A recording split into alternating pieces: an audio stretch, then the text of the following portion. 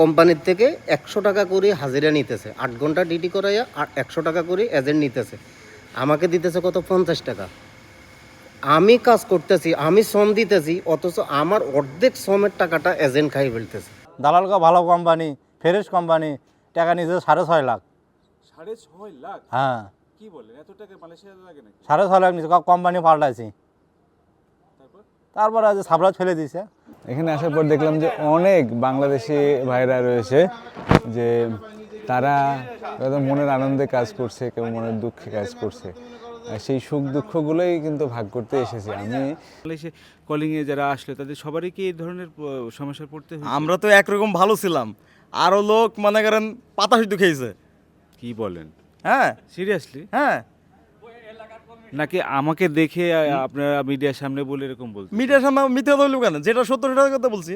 প্রতি মাসে 5 থেকে 7 তারিখের ভিতরে আমাদের কোম্পানি ওদের এজেন্টকে টাকা পয়সা পেমেন্ট করে দেয়, কিন্তু ওদের এজেন্ট ওদেরকে দিতে যায় অনেক সময় দেরি করে। এইটা বিষয়টা আমরা বলতে পারবো, কিন্তু আমাদের কোম্পানি ঠিক প্রতি মাসের 5 থেকে 7 তারিখের ভিতরে কোম্পানি এদেরকে টাকা দিয়ে দেয়। তো এরকম এজেন্ট দালাল যাই বলেন একই। আর বাংলাদেশ সরকার তো আরও বেশি, কিন্তু ওরা তো কিছু করতে পারে না, ওদেরকে সিন্ডিকেট। মাননীয় প্রধানমন্ত্রী তারেক রহমানের মালয়েশিয়া সফরকে ঘিরে মালয়েশিয়া প্রবাসীদের ভিতরে বেশ কিছু প্রত্যাশা জেগেছে।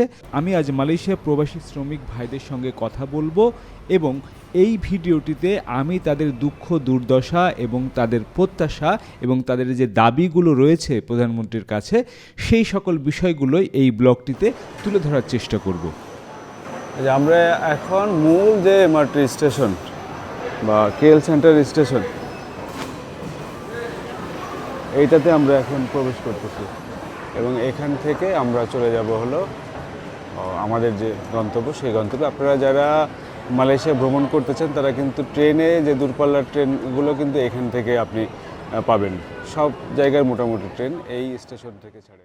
তো আমি কুয়ালালামপুরের সেন্ট্রাল স্টেশন থেকে রওনা হয়েছি রাওয়াংয়ের উদ্দেশ্যে এবং রাওয়াংয়ে যে আমি সেখানে একটি কনস্ট্রাকশন এরিয়াতে যাব এবং মেট্রো রেলের যে কনস্ট্রাকশন চলছে সেখানে বাংলাদেশি শ্রমিকেরা কিভাবে কাজ করছে, তাদের চাহিদাগুলো কি কি, তারা কিভাবে ভোগান্তির শিকার হয়েছে, কি কি ধরনের প্রবলেম আসলে এই মালয়েশিয়াতে তারা পেয়ে থাকে, সেই সকল বিষয়গুলোর সমাধানের পথ তাদের জানা রয়েছে।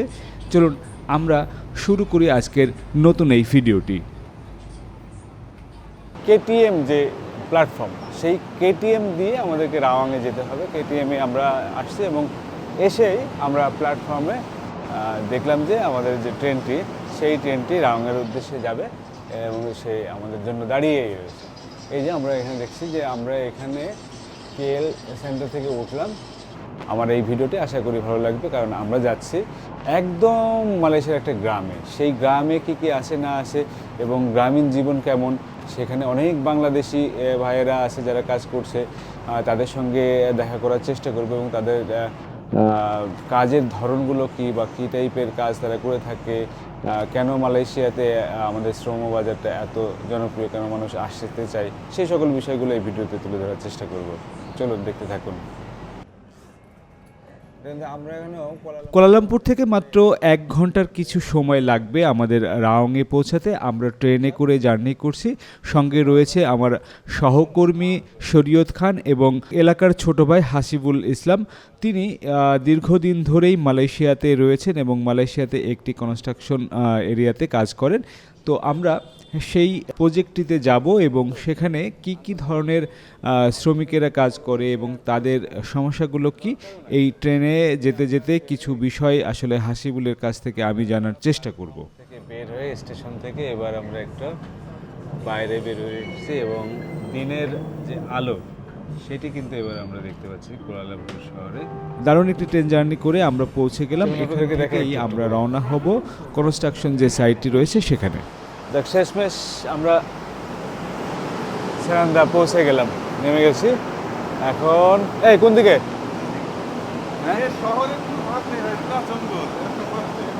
সব জঙ্গল।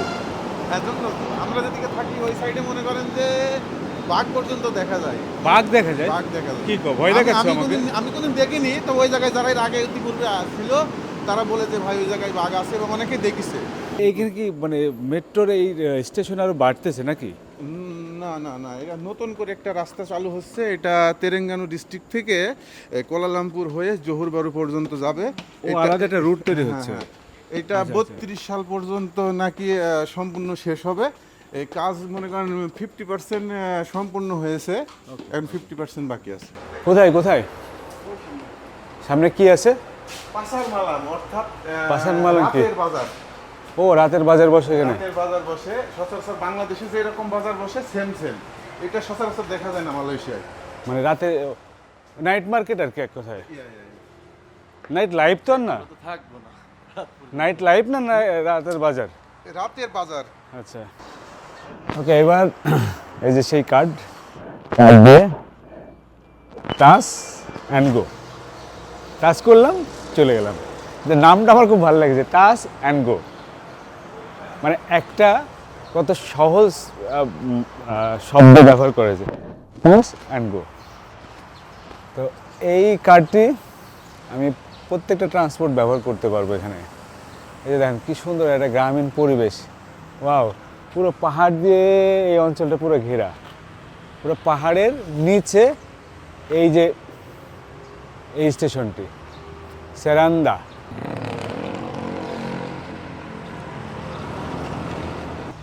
আমাদের গ্রাব চলে এসছে, গ্রাব কল করা হয়েছে।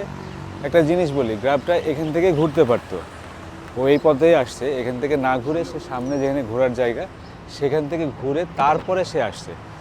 তার মানে না, এখন মানে আইনের প্রতি যে শ্রদ্ধাশীলতা সেটি কিন্তু বারবার দেখলাম। এই যে গ্রাবে উঠে গেছি, গ্রাবে করে এবার ভিতরের দিকে যাচ্ছি। সেখান থেকে আপনাদেরকে আস্তে আস্তে এই পাহাড়ি অঞ্চলটি ঘুরবো এবং আপনাদেরকে দেখাবো।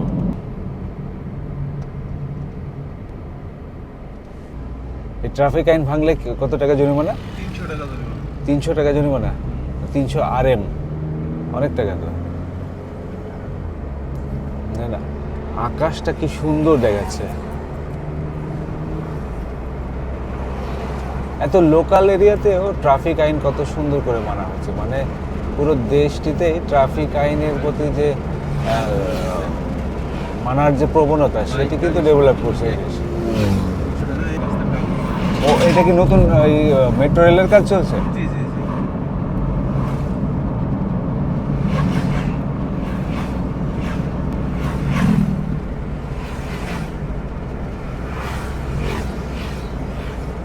আচ্ছা, কি সুন্দর রাস্তাঘাটগুলো, একদম লোকাল একটি এরিয়া, তারপরেও কত সুন্দর করে সাজানো গোছানো।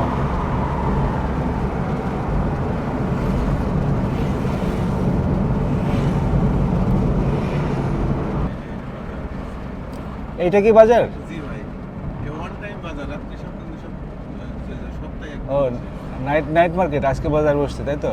তাহলে আমরা যাওয়ার সময় মার্কেটে যাব। বসে না ওইরকম। হ্যাঁ, এটা আজকে হাটবার এখানে, তার মানে আমরা যাওয়ার সময় তাহলে এই বাজারে ঢুকবো যদি সময় থাকে। এখানকার মসজিদগুলো কিন্তু খুব সুন্দর। তাই মসজিদটা সুন্দর না অনেক? মসজিদে প্রতি শুক্রবারের দিন আমরা দেখি এখানে মানুষকে খাওয়ার জন্য দেয় আর কি, 2-3 রকম ফল দেয়, অনেক সময় মনে করেন যে বিরিয়ানি দেয়, অনেক সময় মুরগির গোশ এবং গরুর মাংস সহ ভাত ওখানে পাকায় রাখে, যার যার প্রয়োজন সে ওখান থেকে নিয়ে খায়। এখন আপনিও যদি ইচ্ছা করেন শুক্রবারে আসলে এখানে আসলে খাইতে পারবেন, কোনো সমস্যা নেই। আমরা মাঝে মধ্যে এখানে জুম্মার নামাজ পড়তে আসি, আমরা এখানে খাই, আমাদের ভালো লাগে আর কি। অনেক পরিবেশটা অনেক সুন্দর, মানে বাংলাদেশে সচরাচর এমন দেখা যায় না, কিন্তু মালয়েশিয়াতে অনেক মসজিদে এরকম মানুষকে খাওয়া দাওয়া করায় আর কি, এটা আমি জানি। দিয়ে কিন্তু চলে গেল, গাড়িগুলো থেমে গেল। এই যে একদম লোকাল রোডে ঢুকছি আমরা, পুরো গ্রামীণ একটা পরিবেশ কিন্তু দেখতে পাচ্ছি। এটা একদম গ্রাম সাইডে ঢুকতেছি আমরা এখন, না? জি ভাই, লোকাল রোড, একদম একদম লোকাল রোড। কি সুন্দর, এটা মানে সবুজ একটা দেশ। ফ্যাক্টরি আছে ভাই এখানে। তাই কিসের ফ্যাক্টরি? এটা এটা জি জি জি, একটা কার, এখানে কার তৈরি হয়। ও, নামটা আমি জানি না। কার তৈরি হয় এখানে? জি জি। লোকো অটো পার্টস ইন্ডাস্ট্রিজ।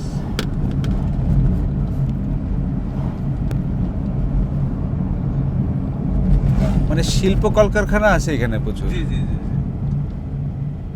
সামনে একটা জাপানি ফ্যাক্টরি আছে জাপান আচ্ছা আচ্ছা, এগুলো আবাসিক এলাকা না?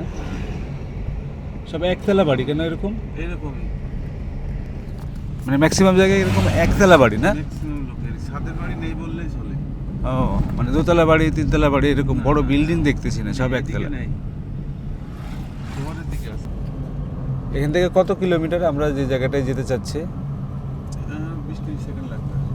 আচ্ছা, চলে এসছি তাই তো? এই যে আবাসিক এলাকাটা দেখায়, দেখেন সব কিন্তু এরকম একতলা বাড়ি, এটা পুরোটা আবাসিক একটা এলাকা। এখানে কি স্থানীয়রা থাকে নাকি যারা কাজ করে তারাও এদিকে থাকতে হয়? স্থানীয় থাকে, যারা স্থানীয়। কাজ করে তারা এটার ভিতরে থাকে।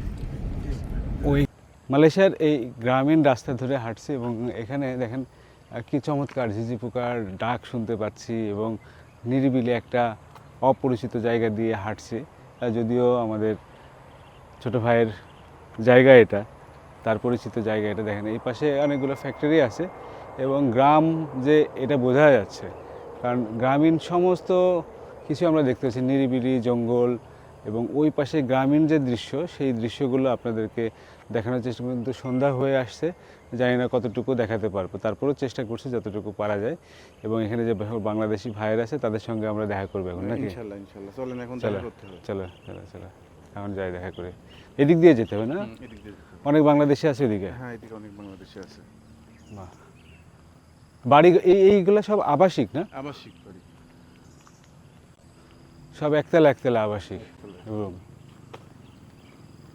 ওই পাহাড়ের উপরে, এই পাহাড়ের উপরে সব বসতি আছে নাকি? আছে দুই একটা আসলিরা থাকে।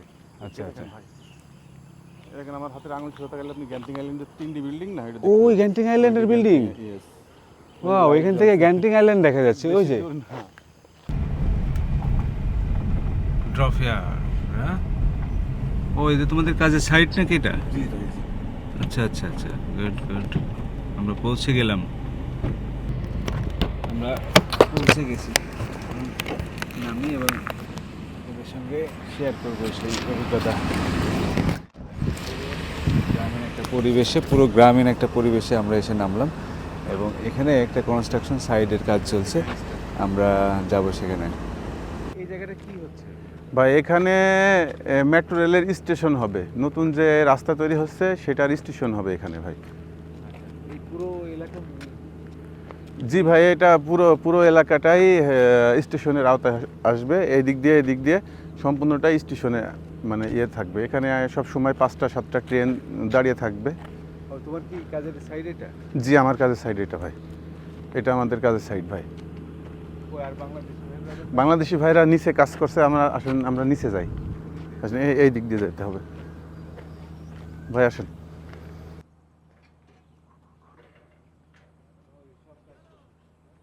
আমার মামু আছে নেই? ও মামু থাকলে হবে। বাড়ি মেহেরপুর জেলা।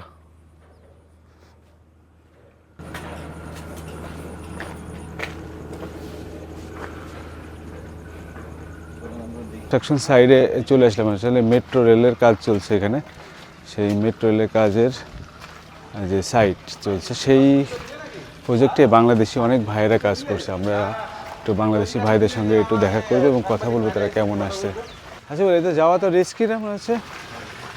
না না, এটা প্রজেক্ট চলছে, সেই প্রজেক্টে আমরা যাই এবং দেখি যে কারা আছে বাংলাদেশি ভাই।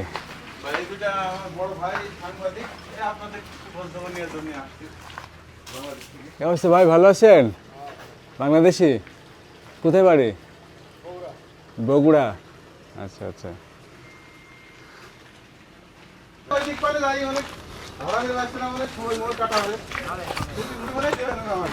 অনেক বড় একটা প্রজেক্ট চলছে। আরটিভি সিনিয়র সাংবাদিক বুঝেছেন? ভাইও মনে করেন আরটিভি সিনিয়র সাংবাদিক। ভাইরা এসেছে আমাদের দুঃখ দুর্দশা কিছু কথাবার্তা শুনবে এবং কিছু আপনাদের কাছে মতামত নেবে। কোনটা? এই যে আমার মামু। হ্যাঁ মামু, কোথায় বাড়ি? কোথায়? মেহেরপুরে কনে? মেহেরপুর, পিরোজপুর। পিরোজপুরে? গৌরীনগর চেনেন? হ্যাঁ করে নেবো চিনি, চেনেন? হ্যাঁ, অবশ্যই চিনি। কি নাম আপনার? আমার নাম মিজান। মিজান, পিরোজপুরে বাড়ি। জি। আচ্ছা আচ্ছা, আপনি আমার শ্বশুর বাড়ি এলাকার লোক। আচ্ছা, কতজন আসেন এখানে? এখানে প্রায় 20 জন আছি। আমার লোকজন করে ডাক দাও, 10 মিনিট সময় দাও, তারপর আমরা চলে যাবো। এখানে আসার পর দেখলাম যে অনেক বাংলাদেশি ভাইরা রয়েছে, যে তারা একদম মনের আনন্দে কাজ করছে, কেউ মনের দুঃখে কাজ করছে। আর সেই সুখ দুঃখগুলোই কিন্তু ভাগ করতে এসেছি আমি।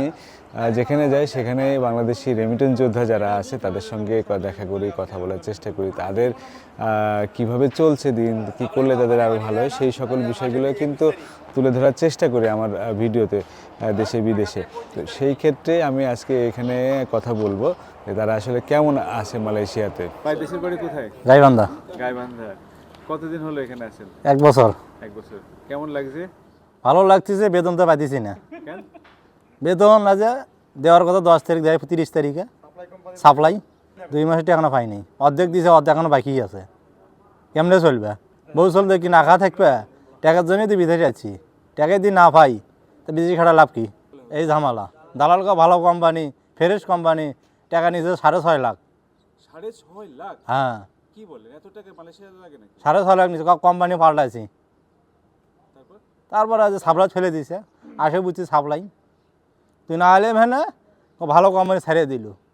এই যে ভালো কোম্পানি BML, এই 6.5 লাখ টাকা তুলতে কত বছর লাগবে? এখনো ওটাই নেই। কেবল উঠতে গেলে 3.5 লাখ, কেবল গেলে 3.5 লাখ। ফেরার পরে যে আপনি লাভ পাবেন। হ্যাঁ, তারপর আপনারা যারা এখানে আছেন তারা কতদিন ধরে? আপনি এখানে কত? আমি এখানে আছি 14 মাস। 14 মাস এই প্রজেক্টে? এই প্রজেক্টে 14 মাস। আচ্ছা আচ্ছা। তো এই প্রজেক্টে কি আপনি মালয়েশিয়ায় কত বছর? মালয়েশিয়ায় 14 মাস। ও, মালয়েশিয়া 14 মাস। আপনারা নতুন আসছেন? জি, নতুন নিউ কলিং এসেছি। আচ্ছা আচ্ছা। কেমন লাগছে এখানে কাজ করতে? কাজ ভালো, কিন্তু বেতন একটু সমস্যা, এটাই যা। তাছাড়া আমরা যেটা বেসিক 1500 টাকা বেসিকই পাচ্ছি। আমাদের মেন কাজ যে মেন কোম্পানি যেটা সুযোগ সুবিধা সেটা পাইনি আমরা। ও, আপনার মেন কোম্পানিতে নাই? জি না, আমরা দিয়ে- সাপ্লাই আছি। আপনাদেরকে সাপ্লাই দিয়ে দিচ্ছি? জি। সাপ্লাই আর মেন কোম্পানির ভিতর পার্থক্য কি? মানে সাপ্লাই দিলে কি প্রবলেম? সাপ্লাই দিলে মনে করেন আমাদের যে এই যে সরকারি যেগুলো ছুটিগুলো সেগুলো তো আমরা পাইনি। আচ্ছা এখানে একদিন বন্ধ থাকলে ওদের ওদিকে আমাদের কোনো নেই, কঙ্কাটে কোনো সাইন নেই, আচ্ছা। বুঝতে পারছেন? এইটাই প্রবলেম। তো বেতন কি নিয়মিত দেয়? বেতন আগে দিত 10 তারিখে, গত মাসে দিত 20 তারিখে। এও এখন ওই কেরমে ঘুরাইছে, এখন হচ্ছে। মেন কোম্পানি কীভাবে বলবো, আমরা তো রেজেন্ট জানে, ওরা হচ্ছে রেজেন্টের মাধ্যমে আমাদের নিয়ে আসে। আমাদের ওখানে নাম করে নিয়েছে মেন কোম্পানি দেবো বলে। আমরা জানি আমাদের এখানে বলে মেন কোম্পানি এসে সাপ্লাই 4 মাস বসছিলাম, 4 মাস বসে থেকে এখানে দিছে। ওই 4 মাস কোনো ইনকাম ছিল না? কোনো বেতন টেতন কিছু দিইনি, খাইছে তারা। চললেন কেমনে? হ্যাঁ, চললেন কেমনে? কোম্পানি খাইছে, ওই যে রেজেন্টের লোক খাইছে। না, আপনি ওই 4 মাস কিভাবে চললেন তাহলে? আমি কে চললাম, ওই যে রেজেন্টে খাতি দিছে, আমরা খেয়েছি, শুইতে গেছি। ওখানে খাবারটা দিছে? হ্যাঁ কাজটা শুয়ে বসে আছে? হ্যাঁ। তো ইনকামও নাই, তো বেতনও দেয়? 1 টাকা ইনকাম নেই, দেশ থেকে টাকা নিয়েছি ইনকাম এই খরচ করার জন্য। বলেন কি, দেশ থেকে টাকা নিয়ে এসে এই বিদেশে এই মালয়েশিয়া কলিংয়ে যারা আসলো তাদের সবারই কি এই ধরনের সমস্যায় পড়তে হয়েছে? আমরা তো একরকম ভালো ছিলাম, আরো লোক মনে করেন পাতা শুধু খেয়েছে। কি বলেন? হ্যাঁ সিরিয়াসলি? হ্যাঁ। নাকি আমাকে দেখে আপনারা মিডিয়ার সামনে বলে এরকম বলতে? মিডিয়ার সামনে মিথ্যা বললো কেন? যেটা সত্য সেটার কথা বলছি। এইভাবেও মানুষকে কষ্ট করতে হয়। হ্যাঁ। কিন্তু মালয়েশিয়া এত অফার দিয়ে নিয়ে আসছে, শোনেন, দালালরা মেন বলছে যে এখানে- এই গেলে এই হবে, এখানে এই হবে। দোষ হয়েছে আমাদের বাংলাদেশের প্রধানমন্ত্রী যে ছিল সে তার, আর এখন বর্তমান তো আরো জাল যুগের হচ্ছে, বুঝতে পারছেন? কিরকম? রেজেন্ট মানে এই যদি বাংলাদেশ সরকার যদি পদক্ষেপ নেই তুই আমাদের এই কষ্ট পড়া লাগতো না। আসলে তা ঠিক, মানে বাংলাদেশ গভর্নমেন্ট যদি আরও বেশি উদ্যোগী হয়ে একদম পারফেক্ট ভিসা চেক করার কি আপনার সুযোগ আছে? আপনি কি বুঝবেন ভিসা কোনটা কিভাবে লিগাল আর বুঝবো? কোনটা ইলিগাল, কোনটা কোনো একটা লোক বুঝতে পারবি না যেটা লিগাল কি সঠিক কি আনলিগাল। আচ্ছা, আর কারা কারা আছে চলেন তো দেখি, কথা বলি। ওই দেখেন। এখানে আরও অনেকেই আছে, আমরা আরও দু একজনের সাথে একটু কথা বলি যে সবার অভিজ্ঞতা, যারা মালয়েশিয়ায় আসতে চাচ্ছেন আগামীতে, তাদের জন্য আমি বলবো যে এই যে এনাদের সঙ্গে যে কথাগুলো বলছি এইগুলো আপনারা একটু এতে রাখেন। ভাই, আচ্ছা ভাই, একটু বলেন তো আপনি কতদিন ধরে এখানে আসলেন? আমি আসছি 1 বছর হয়। 1 বছর। জি, এখন কেমন আছেন আপনি? আছি আলহামদুলিল্লাহ, ভালোই আছি। মানে আপনি 1 বছর আসার পরে কাজ করতে পারছেন কত মাস? 1 বছর আসার পরে আমি 2 মাস পরে কাজ পাইছি, করতেছি একই জায়গায়। এই জায়গাতেই হ্যাঁ। আপনার ওই 2 মাস তাহলে কিভাবে চললেন? তখন কাজ দেয় না তারা? 2 মাস এজেন্ট খাবার দিছে, ওই খাইছি। রুমে কাজ বসে। দিতে পারে নাই। না, কত টাকা খরচ করে এখানে আসতে হয়েছিল মালয়েশিয়ায়? আমি আসছি 4.5 লাখ টাকা দিয়ে। এখন এই 12 ঘন্টা ডিউটি কইরা বাসা যাইয়া পাক করতে হয় নিজেদের, কইরা তারপর খাইয়া ঘুমাইতে হয়, তারপর আবার 6:30 ডিউটিতে আসতে হয়। এই তো যারা মালয়েশিয়ায় আসতে চাচ্ছেন আবার নতুন করে যদি কলিং খোলে, সবাই তো অপেক্ষায় আছে মালয়েশিয়ায় আসবে, তাদের উদ্দেশ্যে আপনার কি পরামর্শ থাকবে? আপনার 1 বছরের অভিজ্ঞতা যদি বলতেন, যে নতুন যারা আসতে চায় তারা কিভাবে আসলে তাদের ভালো হবে, আর কি করলে তারা এখানে এসে বিপদে পড়বে? ঠিক আছে, আপনার বিদেশ হবে যে কষ্ট তাও না, ভালো জায়গায় আসতে পারলে অবশ্যই সুখ আছে। আর দেখা যাচ্ছে আসলে দেখা যাচ্ছে নিজস্ব কোনো যদি লোক থাকে আপনজন, তার মাধ্যমে যদি আসে তাহলে মোটামুটি ভালোই হইবে। সেটাই শুনছিলেন যে আসলে মানে যদি একটু দেখে শুনে বুঝে তারপরে ভালো এজেন্ট ধরে যদি এখানে আসা যায়, তাহলে কিন্তু আপনি হয়তো ভালো কাজের ভিতরে থাকতে পারেন, না হলে কিন্তু আপনাকে এই ভোগান্তিতে পড়তে হবে। ভাই কতদিন আসছেন? আচ্ছা, ওই ভাই হয়তো কথা বলতে চাচ্ছে না। আর দেখি, আমরা হলো তোমার সাথে একটু কথা বলি। তুমি বলো তো যে এইখানে যারা আসছে এরা মূলত মানে তুমি কতদিন আসো, আর এইখানকার কাজের পরিবেশ থেকে শুরু মানে অলরেডি মালয়েশিয়ায় যারা নতুন আসতে চায় তাদের উদ্দেশ্যে পরামর্শ কি বলো? ভাই আমি এই কোম্পানিতে মেন কোম্পানিতে আসছি, বুঝেছেন। প্রথমে আমি তেলেঙ্গানা ডিস্ট্রিক্টে ছিলাম, ওখান থেকে এই ডিস্ট্রিক্টে আসছি। যদি কোনো ব্যক্তি মানে মেন কোম্পানিতে আসতে পারে তাহলে সে লাভবান হতে পারবে। আমি মনে করেন 3,70,000 টাকা খরচ করে মালয়েশিয়ায় আসছিলাম। 7 থেকে 8 মাসের ভিতরে আমি যে টাকা খরচ করে আসছিলাম ওইটা উঠাই ফেলছি। এখন আমি ফ্রি আছি, অনেক ভালো আছি। আর এই যাদেরকে আপনারা দেখছেন এরা আমাদের সঙ্গে কাজ করে, আমাদের কোম্পানিতে কাজ করে, আমাদের আত্মীয় আছে, ভাই ব্রাদার ছোটো ভাইরা আছে, এরা কাজ করে। এদের কোম্পানি হলো বিএমএল, বুঝছেন। বিএমএল কোম্পানি বাংলাদেশ থেকে নিয়ে আসার পরে ওদেরকে কাজ দিতে পারিনি, দীর্ঘ 3 মাস 4 মাস বসায় রাখছিল। তারপরে হয়তো যেভাবে হোক আমাদের কোম্পানির বসদের সাথে কথা বলে ওদেরকে এখানে দিয়েছে। প্রতি মাসে 5 থেকে 7 তারিখের ভিতরে আমাদের কোম্পানি ওদের এজেন্টকে টাকা পয়সা পেমেন্ট করে দেয়, কিন্তু ওদের এজেন্ট ওদেরকে দিতে যায় অনেক সময় দেরি করে। এইটা বিষয়টা আমরা বলতে পারবো, কিন্তু আমাদের কোম্পানি ঠিক প্রতি মাসের 5 থেকে 7 তারিখের ভিতরে কোম্পানি এদেরকে টাকা দিয়ে দেয়, এতটুকু আমি জানি। তো যাক, এখানে মোটামুটি কেউ নতুন আসতে চাইলে তারা কি করতে হবে, তোমার পরামর্শ কি? নতুন মনে করেন যারা আসতে চায় তারা অবশ্যই বাংলাদেশ থেকে যাচাই বাছাই করে ভালো একটা কোম্পানিতে যদি আসে তাহলে তারা লাভবান হতে পারবে। আর যদি মনে করেন দালালের খপ্পরে পড়ে যদি ওই সাপ্লাই ভিসায় আসে, যে নিয়ে আসবে দেশে, সে ব্যক্তিগতভাবে নিজে কাজ দিতে পারবে না, অন্য আরেকজনের কাছে দেবে, সে কাজ দিয়ে টাকা ওখান থেকে নিয়ে ইচ্ছামতো দেবে, এরকম যদি পড়ে তাহলে সে ক্ষতিগ্রস্ত হবে আর কি। এখানে মূলত কাজটা কিসের কাজ হচ্ছে? মেট্রো রেলেরই কাজ এটা? ভাইয়া এটা কাজ হচ্ছে এই দিক দিয়ে একটা পানির রাস্তা আছে, বুঝেছেন। এইটা হলো এই সাইডে মানে সাধারণ আবাসিক যে এলাকা আছে, এই এলাকা থেকে যে পানিগুলো আসে সেই পানিগুলো এই দিক দিয়ে একটা খাল দিয়ে নিচের দিকে চলে যায়। হ্যাঁ, কিন্তু পরবর্তীতে উপর দিয়ে যখন রাস্তা হবে তখন ওই পানিগুলো ওই পাশে যেতে পারবে না, এই জন্য এইটা বানানো হচ্ছে, এই দিক দিয়ে পানি যাবে। ভবিষ্যতে এইটা 100 বছরের জন্য করা হচ্ছে, 100 বছরে এই দিককার পানি সম্পূর্ণ এই দিক দিয়ে যাবে, এই জন্য কাজটা এরকম মজবুতভাবে করা হচ্ছে। ঠিক আছে, তাহলে আমরা আরও কিছু ভাইদের সঙ্গে কথা বলার চেষ্টা করি এবং তারা কীভাবে কাজ করছে চলুন সেগুলো একটু দেখি। বিদেশ মানেই কষ্ট। কিন্তু এরা পরিবারের লোকজন বোঝে না, খালি মনে করে যে দামি দামি গিফট নিয়ে আসলো না, লাগেজ ভরে মাল নিয়ে আসলো না, আমার জন্য কি আনলো, ওর জন্য কম দিল, ওরে বেশি দিল। হ্যাঁ, জি জি। তো ভাই, বোন, ভাবি, আপা, খালা যারাই দেখছেন, আমি সবাইকে বলি যাদের আত্মীয় আছে, আপনারা এই যে ভাই ব্রাদাররা এখানে কিন্তু অনেক কষ্ট করেই টাকাটা ইনকাম করে আপনাদের জন্য পাঠায়। তো তারা তাদের সাধ্য মতোই চেষ্টা করে নেন, কখনো যদি না নিয়ে যেতে পারে আপনার জন্য গিফট বা দামি মোবাইল, হয়তো ছেলে বলতেছে যে বাবা আমার গাড়ি পাঠিয়ে দাও, মালয়েশিয়ায় থাকো, আমার জন্য গাড়ি দাও না কেন, বা বিদেশে যে দেশেই হোক, তাদের জীবনটা আপনারা একবার যদি উপলব্ধি করেন বা একবার দেখে যদি মনে হয় যে না এই লোকের কাছে চাপ দেওয়া উচিত, তাহলে কিন্তু আপনারা দিতে পারেন। আমার কাছে মনে হয়েছে যে এটা আসলে খুবই অমানবিক হয় তাদেরকে প্রেশার দিয়ে কোনো কিছু আসলে পরিবারের লোকজন নেওয়া। জানি না এটা বলা ঠিক হচ্ছে কিনা, তারপরে আমার কাছে মনে হলো এটা বলে, তাই আমি বললাম। আমরা আসছি এজেন্টের কাছে, এজেন্ট কত কিছু বলে আসে যে কোম্পানি করবো সেই করবো, আসলে কিচ্ছুই না। টাকা জমা দিছি, ভিসাটাও দিতেছে না। তাহলে এখন যদি আমার ইমিগ্রেশন পুলিশে ধরে আমি কী জবাব দেবো ওনাদের কাছে? ওরা তো আমরা নিয়ে যাবো পাইলেই। আমি কিন্তু এজেন্টে টাকা দিছি বাংলার মাধ্যমে, এই বাংলা টাকা দেয় না, বলে পাসপোর্ট করার জন্য ভিসার জন্য। মেয়াদ বাড়ানো। হ্যাঁ হ্যাঁ, দিতেছে না। এখন তো বিশাল সমস্যার মধ্যে। তো এরকমই এজেন্ট দালাল যাই বলেন একই। আর বাংলাদেশ সরকার তো আরও বেশি, কিন্তু ওরা তো কিছু করতে পারে না, ওদেরকে সিন্ডিকেট, ওরা তো আর কিছু করতে পারে না এজেন্টকে। কারণ ওরা তো মাস শেষে বা বছর কিছু টাকা দেয় সরকারকে, এর জন্য ওরা থম ধরে থাকে। বাংলাদেশ এম্বাসি আছে, থাকা আর না থাকে একই সমান। কেন? একটা নেপাল এম্বাসির কাছে যান যে আমার কাজ নাই বা আমি দেশে যাইতে চাই, আমার কাছে টাকা নাই, ওরা অবশ্যই টিকিট কেটে দিতেছে দেশে যাওয়ার জন্য বা একটা ব্যবস্থা করতেছে।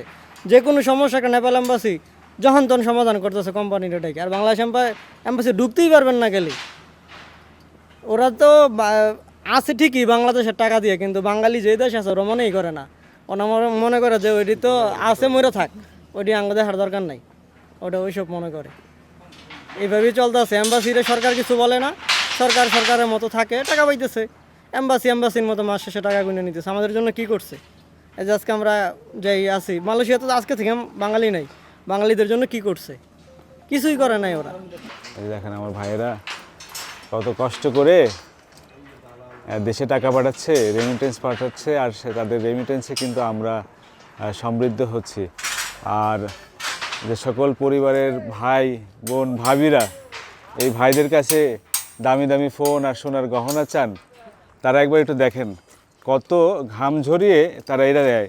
ভাইকে একটা ভালো মোবাইল না দিলে ভাই রাগ করে, ভাবিরে না দিলে ভাবি রাগ করে, বউরে দিলে অন্য ভাইয়েরা অন্য বোনেরা রাগ করে না। দেখে যান যে কত কষ্ট করে তাদেরকে আসলে এই টাকা পাঠাতে হয়।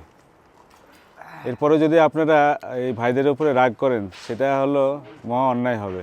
আপনি বলছেন যে এসির ভিতরে বসে কাজ। হ্যাঁ, বসে কাজ, বেতন 1500, আর ওভার টিম আছে রবিবারে ডাবল। বন্ধ গেলে 3 গুণ, আসে পাইতেছে তো 1.5 গুণ। কোনো ছুটিও নাই, কোনো কিছু নেই। ও বলে এক, এখানে এসে হয় এক। 30 দিনই কাজ করতে হয়। 30 দিনই আমার কাজ করা লাগবে। কি বলছে ও ডাইরেক্ট? ঢাকার থানে বলছে ডাইরেক্ট কোম্পানি যার সাথেই কাজ হবে 15 দিন পর, যার সাথে তোমার বেড বোর্ড সবই দিবে, আর 300 টাকা দিবে। 300 টাকা দিয়ে বিমানের থানে নামার পরেই তোমাকে 300 টাকা দিবে খাওয়ার জন্য, আর সব কিছুই দিবে। আসে দেখি 1 টাকাও দেয় নেই, খাবারও দেয় নেই। হোস্টেলের মধ্যে তুলে দিয়েছিল গোডাউনের মধ্যে। বলেন কি? পরে সার পোকা সব কিছু মশলা টশলা যা ছিল বালিশ পর্যন্ত দেয়নি। পরে নিজের টাকা দিয়ে বালিশ কিনছি, আর বাড়ির থেকে কিছু টাকা নিয়েছি, নিয়ে সব কিছু করছি। কোম্পানিতে 2 মাস খেলেছে, 2 মাসের টাকা কাটে নিয়েছি। আপনি কতদিন হলো আসছেন বললেন? 1 বছর, 4 মাস কাজই করতে পারেন না। 3 মাস কাজই করে পাইনি। পরে রানিং কাজ চলতেছে আজ 7 মাস। পরে বেতন দিতেছে না, বেতন দেওয়ার কথা 10 তারিখ, যা এলো 30 তারিখ। মানে যারা আসবে তাদেরকে তাহলে এভাবে যাচাই বাছাই করে নিয়ে আসতে হবে। আসবে যাচাই যে দালাল কবে ভালো, দালাল তো সুসি বুঝি করে টাকা নেবে, দালাল টাকা নিয়ে তো বেঁচে যায়, টাকা নিলে আর পরিচয় থাকে না দালালের কথা। দালালক তুই বাজে আল্লাহ বাঁচিত হয়, তা দালালের মধ্যে ডুমডুম। আসলে হ্যাঁ, এই জায়গায় এই বাংলাদেশে এই কাজ করেই যাচ্ছি। এই করছি, পাইল করছি, পাইলও করছি, সব জায়গাতে পাইলও করছি, এই বিল্ডিংয়ের কাজও করছি। এই কাজ বাদ দিয়ে ভালো তো কোম্পানি হলে তাহলে যাই। এসে এখন পুরো বাটে পড়ে গেছে। বাংলাদেশে যে কাজ করছেন আর এইখানে কাজ করতেছেন, হ্যাঁ, দুইটার পার্থক্য কি দেখছেন? বাংলাদেশে কাম সকালবেলা গেছি 9টার দিকে, 1টার দিকে আছি শেষ, 1000 টাকা কামাই করছি। এখানে সারাদিনে কাম তাও হতিছে না। আপনার কাজের প্যাটার্ন, কাজের যে ধরন, এটার পার্থক্য কি দেখছেন? পার্থক্য আমি মনে করছি বিদেশে ভালো, সব কিছু ভালো হবে। যে মানুষ জেলে মানুষ বিদেশ যায় ভালো আছে, আমরা যেমনি আছি অমনেই আছি। না ওইটার জন্য নাই বলতেছি, একই টাইপেরই কাজ কাজ করেন এখানে যে সিস্টেমগুলা কাজের, বাংলাদেশে বাংলাদেশে যে সিস্টেমে কাজ করতেন, না বাংলাদেশ সিস্টেম আলাদা, এই যে সিস্টেম আলাদা। ওটা কি কি পার্থক্য দেখছেন আপনি? ওখানে বিল্ডিংয়ের কলম টলম যা লাগে সব কিছুই, এখানে বেদিকে অন্য হিসাব বিক্রি বানায় না। ওটা থেকে এটা ভালো না? এটা ভালো, এটা কেউ বোঝে না, কেউ বোঝে তো সহজ। ওটা বাংলাদেশ সব কিছু সহজ ভালো। কোম্পানির থেকে 100 টাকা করে হাজিরা নিতেছে, 8 ঘন্টা ডিউটি করাইয়া আর 100 টাকা করে এজেন্ট নিতেছে। আমাকে দিতেছে কত? 50 টাকা।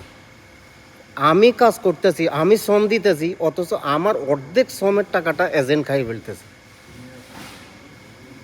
এটা কোন সিস্টেম? দুনিয়ার কোনো দেশে, আমি আরব দেশে ছিলাম, দুবাই ছিলাম, দুবাই তো নয়, আরব গালফের মধ্যে আমার মনে হয় এজেন্ট সিস্টেম কোনো জায়গায় আমি দেখিনি। তো এই মালয়েশিয়ায় আমি এজেন্টের কথা শুনি। কি এজেন্ট? আমি কোম্পানিতে যাইতেছি, কোম্পানি আমারে ভিসা দিতেছে, কোম্পানিতে আমি কাজ করব, কোম্পানি আমাকে বেতন দিবে, কোম্পানি আমার মাসুল হবে। কোম্পানিতে আমি যেখানে কাজ করতেছি আমার এখানে কোনো মূল্য নেই, কোনো দামে নাই। আমার কিছু হইলে, আমার একটা অ্যাক্সিডেন্ট হইলে, একটা সমস্যা হইলে কোম্পানি মাসুল না, তুমি তোমার এজেন্টের কাছে দাও। এজেন্টকে